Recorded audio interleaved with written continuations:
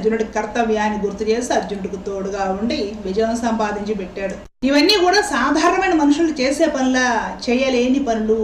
పరమాత్ముడు కాబట్టే చేయగలిగాడు. రామచంద్రుడు తెల్లారి పట్టాభిషేకం అనగా అరణ్యాలకు వెళ్ళిపోయాడు. పట్టాభిషేకానికి అంతే గంభీరత, అరణ్యాలకు వెళ్ళేటప్పుడు అంతే గంభీరత, అదే చిరునవ్వు, అదే మందహాసం. తిరిగి తిట్టలేదు, ఎదురు దాడి చేయలేదే. నా రాజ్యము, నేను కూర్చోవాలి సింహాసనం మీద, ఇప్పుడు నేను కోర్టుకు వెళ్తాను అన్నాడా? రావణాసురుడు భార్యను అపహరించాడు.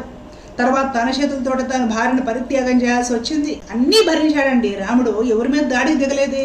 మంచి నేర్చుకోవాలి, రామాయణం నుండి, భారతం నుండి, భాగవతం నుండి మంచి నేర్చుకోవాలి. అంతేగాని రాముడు అలా చేశాడు, కృష్ణుడు ఎలా చేశాడు అపహాసం చేయాల్సిన అవసరం లేదు. వాళ్ళ చేసిన దాంట్లో ఒక్కటి మనం చేయలేము.